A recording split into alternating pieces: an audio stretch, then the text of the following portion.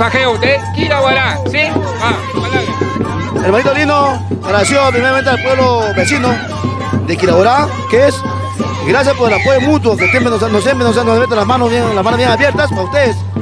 Este premio se da para mi pueblo de Quiraguará, para mi gente, para todos los muchachos que venimos de acá a participar en este deporte. No solo yo como delegado, amo mi pueblo, y como hijo quiraguarino, siempre voy a representar a mi pueblo. Gracias, Padre lindo, por todo. Gracias, pueblo vecino. Los quiero mucho. Muchas gracias, general. Gracias.